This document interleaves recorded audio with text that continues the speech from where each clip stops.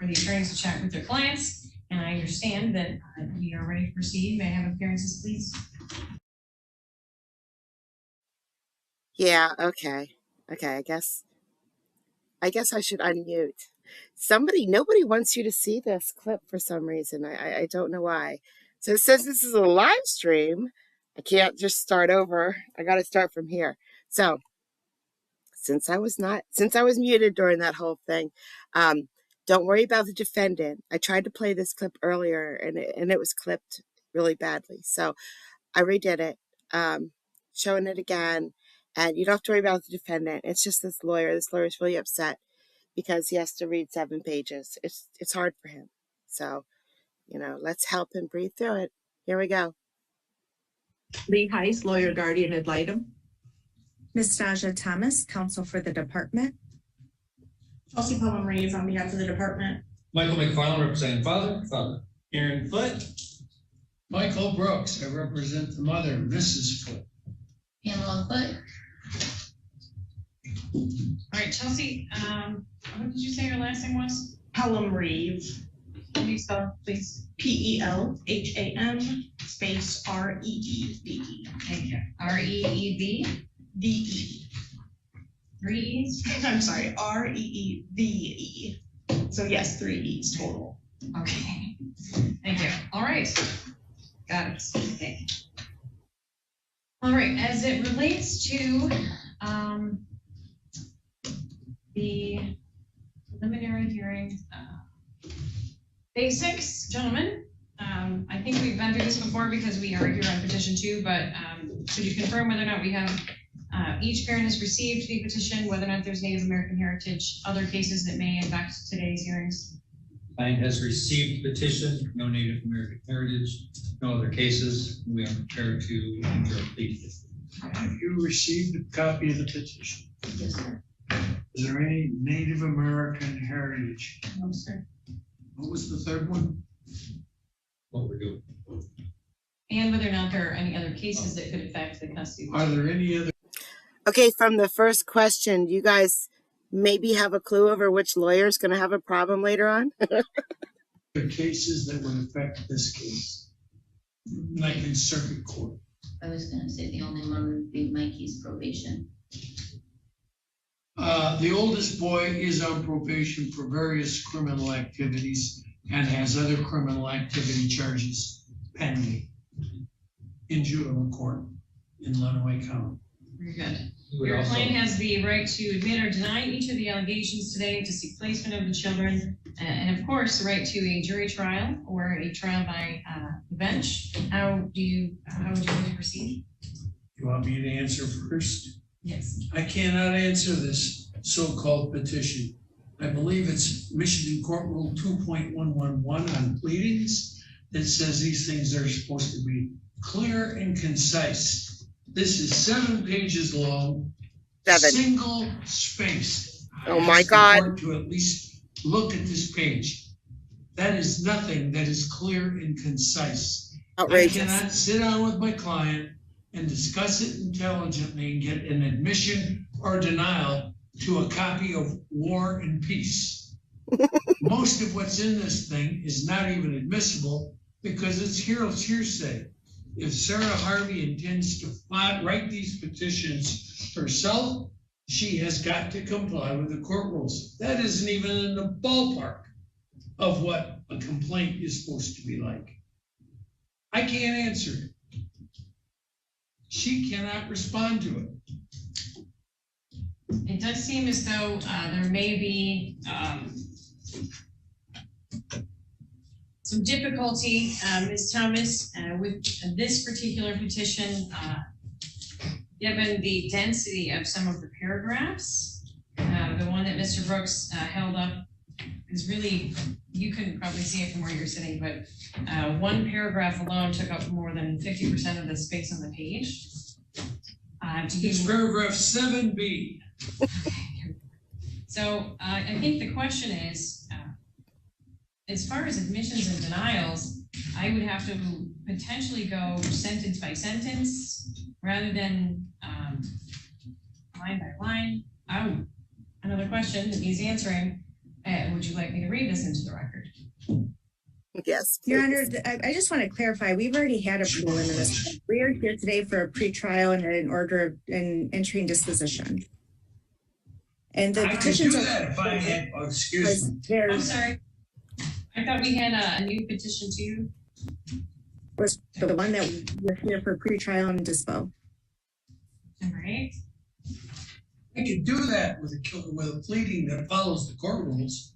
This doesn't. All right. Hang on, let me look at the file.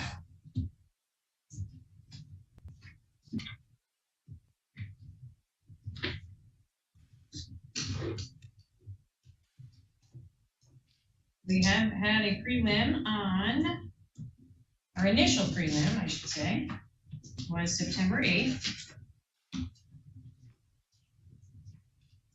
Yes, thank you. The children were placed with Aaron Foote, and Ms. Pam Foote was required to vacate the premises, but we do not have an answer on, oh, here we are. So father wishes to plead, but due to time constraints, we're taking a pretrial. Jury trial request, if mother wishes to have one, must be filed within 14 days. But I think potentially we still would have the same issue as it relates to whether or not she decided to admit or deny the allegations in the petition for purposes of plea. Do you- Honor, I have a file that's full of nothing but words. Words, words, words, words. My client's response to this is words, words, words, and more words. I don't know what her position is other than she doesn't feel she's done anything wrong. So I guess I'm asking for a trial. All right. But this is not a properly drafted plea. My instinct on this, counselors, would be to allow Mr. McFarland's client to enter his plea today, if you wish to do so, and to give you, Ms. Thomas, and you, Mr. Brooks, some time to look at the petition if you want it, and we'll set for trial and another pretrial as it relates to this. I don't think I should be burdened with having to go through all of this stuff with my client. I mean, it's take hours and hours to do. Clear and concise allegations. That's not a hard standard to understand.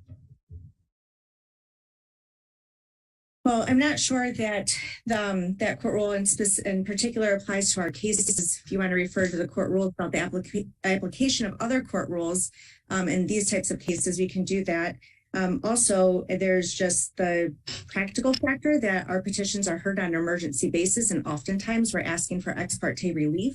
There needs to be sufficient wording and allegations for the court to be able to make a preliminary inquiry and an informed decision as to whether removal is appropriate or not.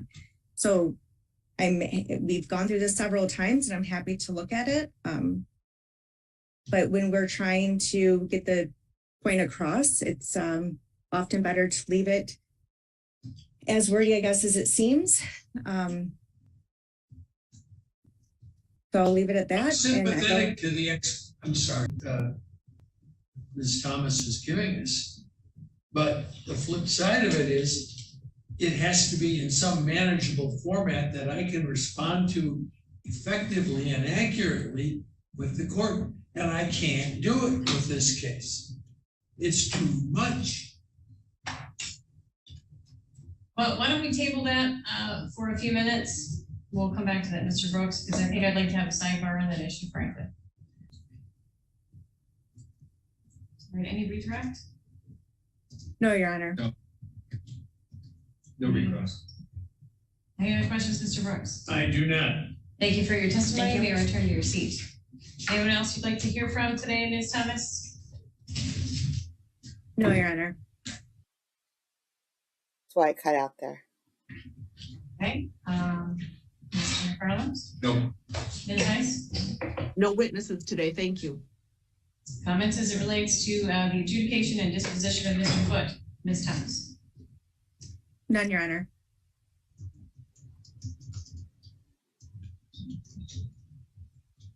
All right, so as it relates to the pretrial, Mr. Brooks, you wish to have the court set a trial date? Yes. Very good. Just a reminder, if you wish to exercise your right to a jury trial, Ms. Wood, you'll have to talk to Mr. Brooks about that. Thank you. And make sure that that request is made in writing within 14 days. We've covered the subject and she has told me, and I've asked her to confirm it, that she is not asking for a jury trial. But I would like her on the record to confirm. All right, Ms. Foot, would you mind moving to the other side of your attorney so that we can have you a little closer to that microphone, please? Watch it. Yes, watch your giant TV monitor. Right there. Deputy Andrews, would you please swear her in? Please raise your right hand. You swear or affirm to tell the truth, the whole truth, and nothing but the truth, so help you God? I do. Mr. Brooks. Now, I've asked you off the record whether you want a jury trial or a trial by the court. What is your answer? Trial by, Would you tell the judge that? trial by court. Okay, Thank you. That's all. all right. So I left that in because he's complaining that it's going to take him too long to read 7 pages. But he just stopped this court proceeding to swear her in and everything just to say bench trial, not a jury trial. No other lawyers do that. They just tell the judge what they want and move on. Oh, All right. Would you like to be heard on anything today for purposes of what we're doing between now and when we come back for trial and visitation, the order requiring your client to remain outside the home, any of those issues? I do. Okay. Coincidentally, Your Honor, this month's State Bar Journal, Michigan State Bar Journal, has an article covering the unauthorized practice of law.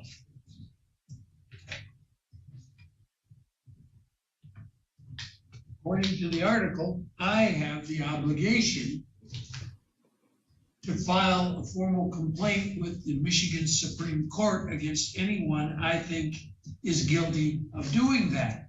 dun, dun, dun. Now, I know that the drum on beating has been well worn by me in the past in front of you. But there's a reason. It's because the people who are drafting these monstrosities of a petition don't even know what a court rule is, have no idea what the limitations on pleadings are, and as a result, leave it up to me as the defense attorney to somehow sort out the crap from the substantive allegations and present you with a response that allows the efficient administration of justice in this court. As I've said to you before, I can't. I do. Once I've gotten Ms. Harvey on the stand to ask her if she wrote this thing. I wish she was here today and I would ask her. But once I have had her on the stand to ask that, it is my intention to file a complaint with the Michigan Supreme Court accusing her of the unauthorized practice of law for filing pleadings that are clearly not written by anyone who has the remotest idea of what she's supposed to be doing. And asking that action be taken to stop it in the future. So I don't even know if you should be proceeding with this until I have the opportunity to ask her that very question under oath. I'm not going to do it today because I have no sworn testimony that establishes that she wrote this. But I am pretty sure she's not a lawyer.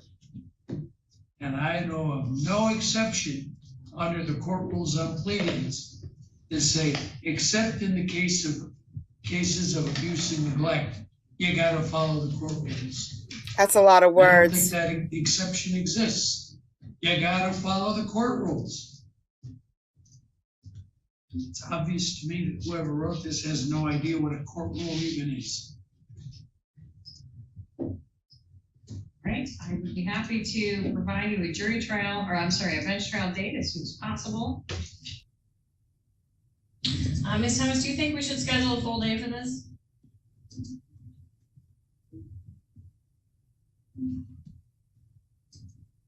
I think it might be safe. I don't know that we'll actually need it, but I know that it would probably be safe.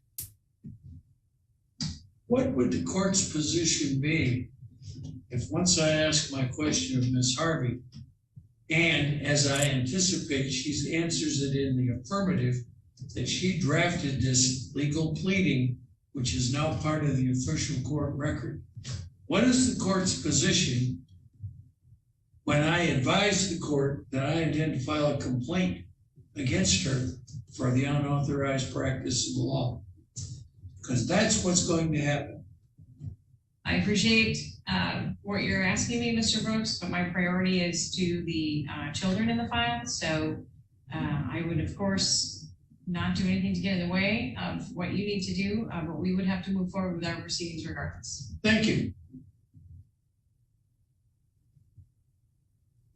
I can put you as a backup to the jury trial on Heron, Tuesday, December 5th. Otherwise, the next. I was gonna say, I think that that's probably a really safe one, given what just transpired in that case. Okay. So 9 o'clock, Tuesday, December 5th.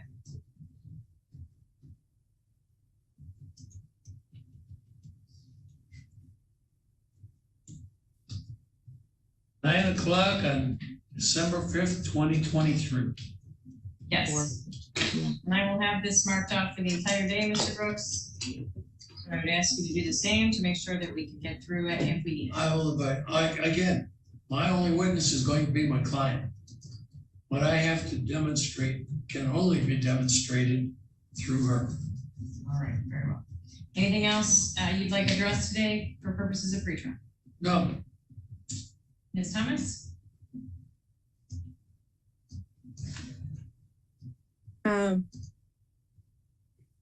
I just will say for the record, I don't take lightly the threat of claiming one of the DHS workers is engaged in the unauthorized practice of law. If Mr. Brooks were familiar with the court rules, starting in chapter 3.900 as it relates to special proceedings, we do have to follow the conformity of pleadings as identified in the court rule of MCR 1.108 or in 109. Ms. Harvey has in every worker, the allegation essentially amounts to every worker engaging on unauthorized practice of law. So if someone doesn't know what they're doing, that allegation is against me for signing onto it. Ms. Harvey's signature is her claim and affirming that she is familiar with those allegations, just as every other worker in these types of cases. So non-lawyers cannot write legal pleadings. That's it. Mr. Brooks, Ms. Thomas is just, I think, making a record. Correct. And I'd be happy again to address this in a bench conference in the sidebar. And I will ask all the attorneys to hang on after we're finished for that purpose. But we're going to let Ms. Thomas say her piece for the record. Your Honor, and I believe that was most appropriate, and that's where I thought that we were going to address this until it became on the record. But with that, I have nothing further for purposes of pretrial. But Judge, I just would ask that on the order after today's pretrial, a scheduling order or the dates for all of the good stuff like discovery exchange and whatnot, just be delineated so that we are all on the same page on that. Okay, what would you request? I typically would say witnesses and exhibits have to be filed and exchanged no less than 7 days ahead of time. That's totally fine. I overcame technical issues and I got it out there. Now it's out there. Yay. Yes. Is that how you want to proceed, is by accepting the terms of that plea agreement? Yes. Right hand for me, please. Do you solemnly swear or affirm that the testimony you're about to provide is the truth, the whole truth, and nothing but the truth? Yes. Ms. Phelps, under this plea agreement, you're going to plead guilty to the offense known as count 1, controlled substance possession of methamphetamine. Are you aware of that? Yes. That offense is a felony offense, and the maximum punishment for that felony offense is up to 10 years in the state prison system and or a fine of up to $15,000. Are you aware of that? Yes. Under the terms of the agreement, then the prosecutors agreed to dismiss count 2, domestic violence. Are you aware of that?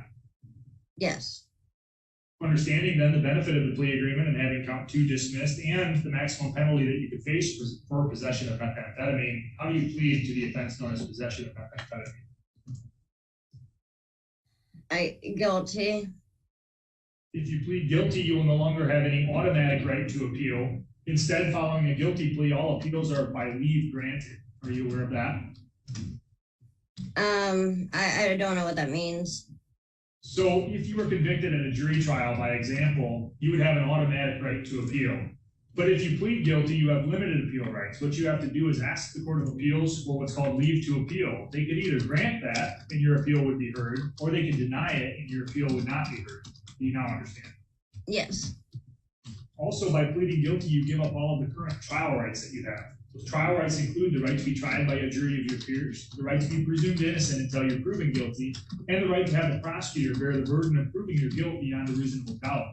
At your trial, you'd have a right to have the witnesses against you appear at the trial and to see, hear, and question those witnesses. And you would have the right to have the court order any witness on your behalf to appear at trial. You would have the right to testify at trial. You would have the right to remain silent at trial and not have that silence used against you. But if you plead guilty, you lose those trial rights. Are you aware of that? Yes. And because you're giving up the right to trial itself, of course, that also means that you give up the right to challenge other things that you might have been able to challenge if you did have a trial. Are you aware of that? Yes. Outside of the plea agreement that we've talked about on the record, then, has anyone promised you anything to get you to plead guilty? No. Has anyone threatened you in any way to make you feel like you have to plead guilty? No. Are you pleading guilty freely and voluntarily? My attorney suggested that I do. Well, that was not my question, Ms. Phelps. Your attorney makes suggestions all the time. That's part of his job. But the question is, are you pleading guilty freely? Yes. Are you pleading guilty voluntarily? Yes. Outside of what your attorney has suggested, is it your own choice to plead guilty?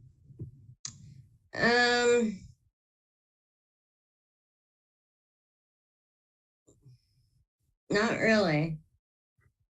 Then I will not proceed any further, Ms. Phelps. This is not a difficult process. The process is either A, that you want to take advantage of a plea offer, or B, you don't.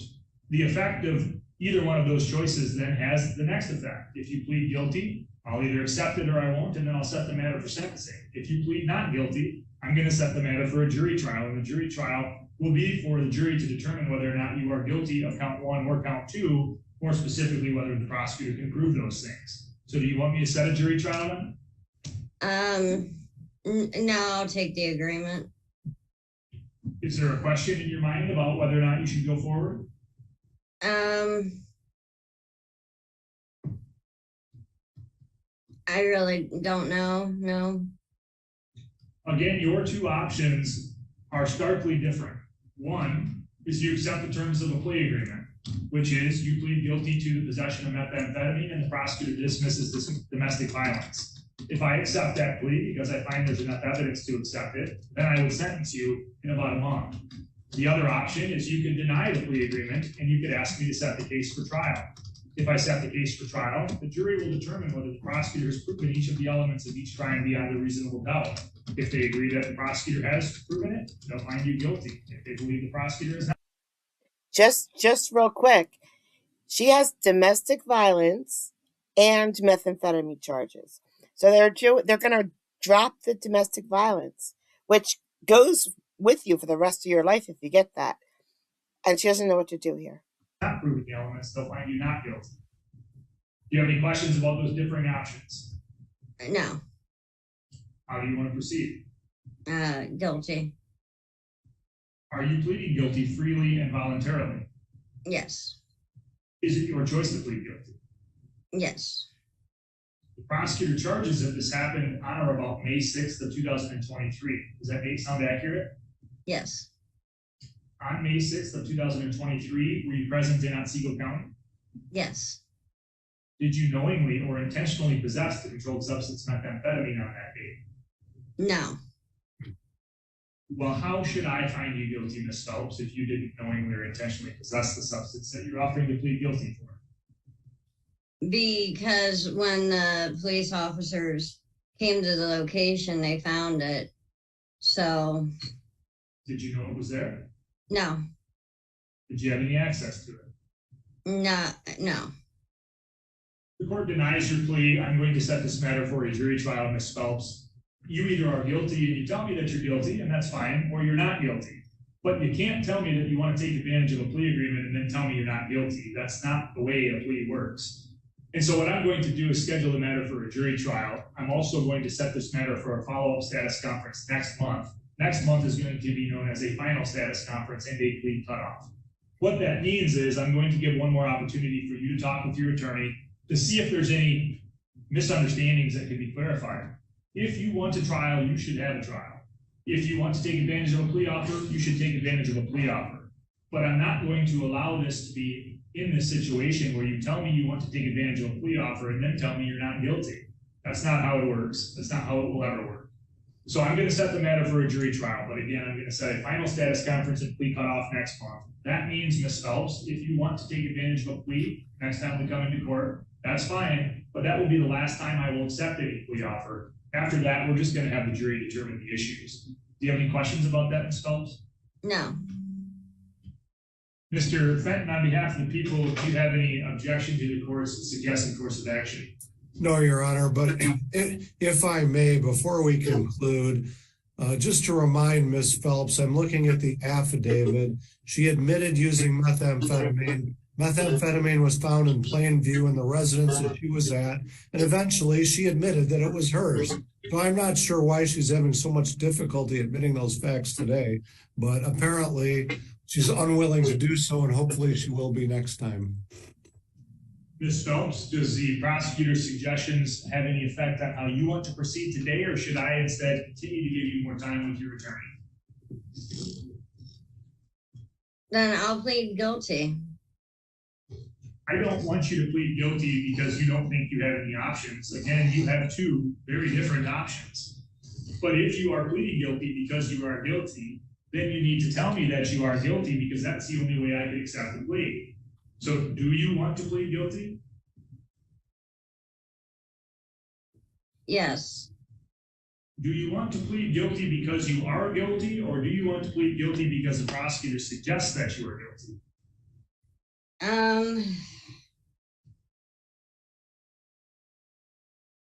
I guess guilty. Because you are guilty, or because the prosecutor suggests that you're guilty? Because they're suggesting.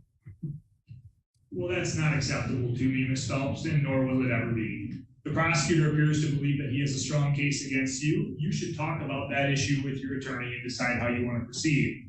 The questions will be identical next month, but the answers will be either one of two things. Either one, that you want to take advantage of a plea offer, that's fine if you do, or two, you want the court to set the matter for a jury trial for the jury to determine the issues, and if that's what you want, that's fine as well. I don't care how you proceed, I just need to make sure that the case proceeds in one of those two manners, or a different manner that might be suggested by your attorney or the prosecutor.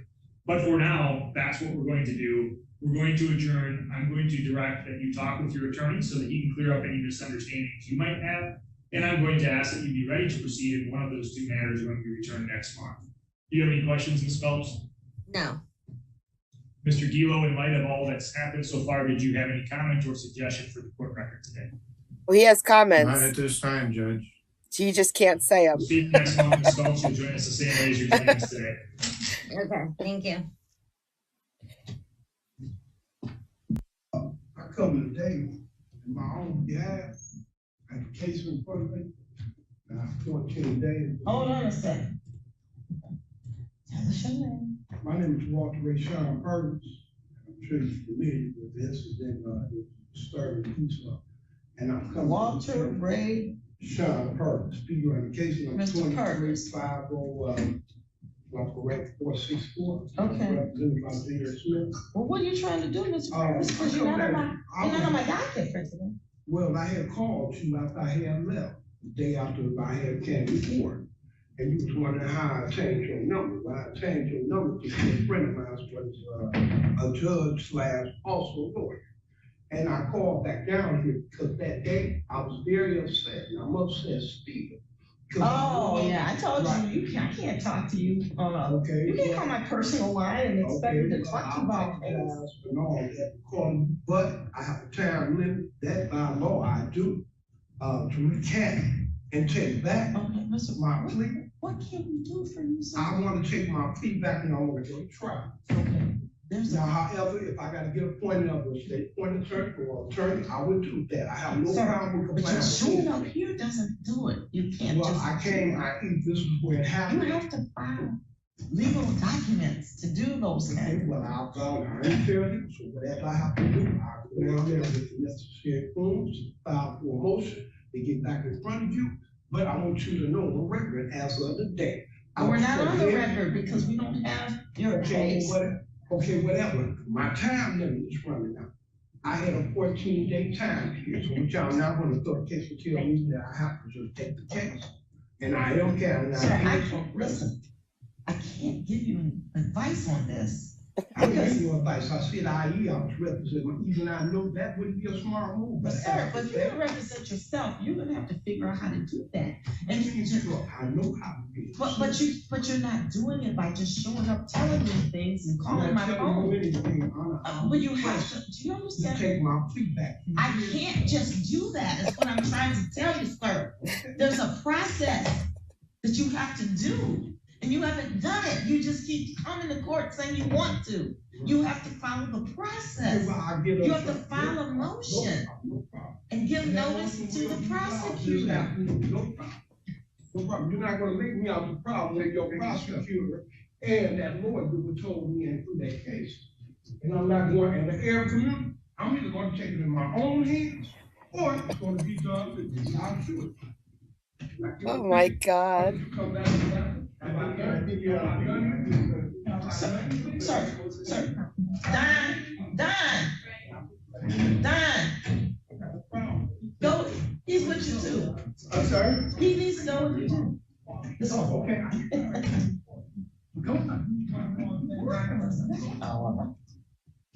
What?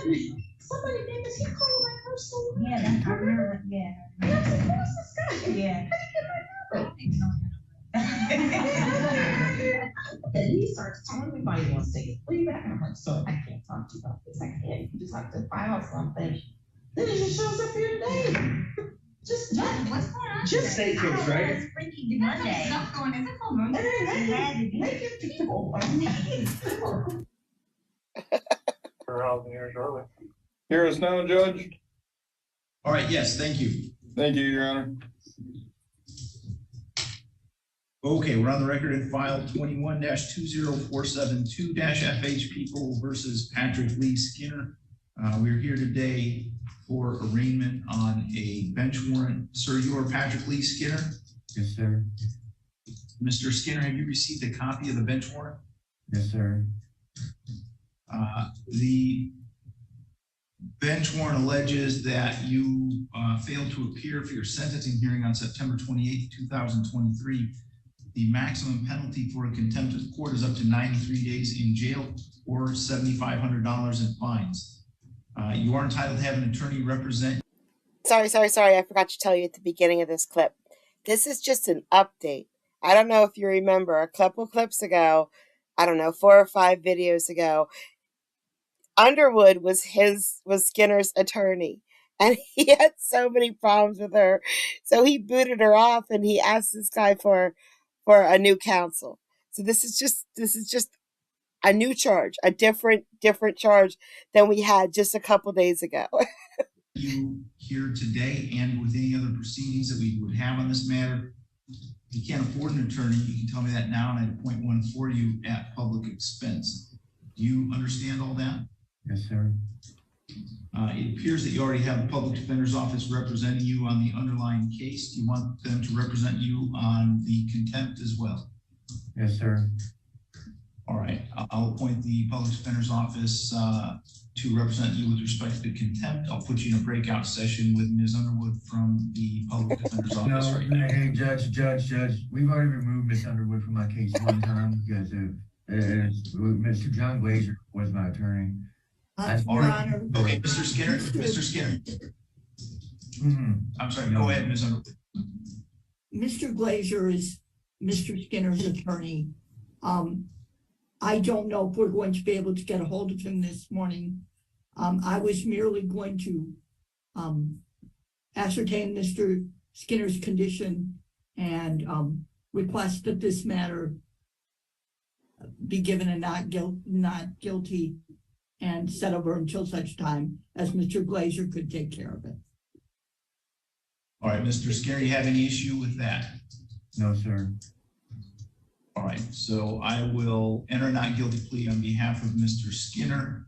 I will set this for a hearing on Wednesday at 8:15 a.m. unless we're able to get in contact with Mr. Glazer sooner and arrange to see you before that.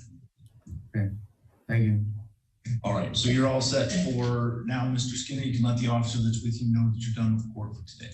Yes, sir. Thank you. There we go. We did it. We made it to the end. Whew. That was rough. I don't know. For those of you who don't know, I tried to put that first clip on my last live stream and messed it all up. So I had to put it on here. And then I was muted at the beginning of the video, of course. So, but we did it. We made it to the end.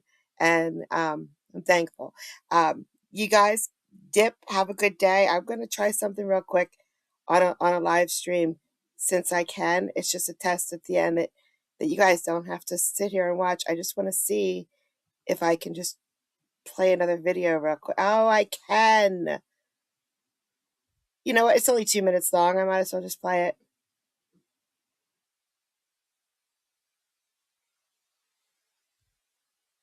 Here we go.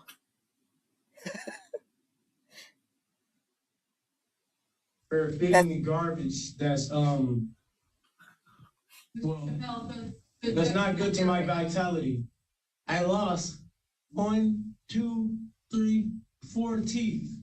Yikes. But then being in jail since 2017, I lost 4 teeth in your county jails. And the teeth that I lost, I beat all the charges. So where's my compensation? You got bleach bread. I don't eat bleach. Who fucking cooks with bleach? Are you serious? No, you want me to go to the new jail and eat some garbage? Excuse me. Who are you talking to? The public. This is a public announcement. This is on record. Okay. I need to conduct an arraignment, so you're gonna have to be quiet, okay? Okay, I thought I could talk to my attorney for a second. Well, you did have an opportunity to speak to your attorney before coming out here, is that correct? Yeah, but the circumstances that I'm in are triggering PTSD and traumatizing memories in my brain. We'll have time to talk more later. Okay, well, I'm gonna go ahead and discontinue the arraignment because it doesn't sound like you're in the mental capacity upon which I can conduct a meaningful arraignment. I'm gonna remand you to have an evaluation, okay? Where at, Judge, Your Honor? Community mental health. Thank you. She muted him. She won't go forward. It's over. He's still going to talk a little bit more, but we can't hear him. I'm not going to go back and forth conducting an arraignment where I have to be interrupted. If you need to speak with him again, that's fine. I'm going to have him evaluated, though. Okay, Your Honor. Thank you.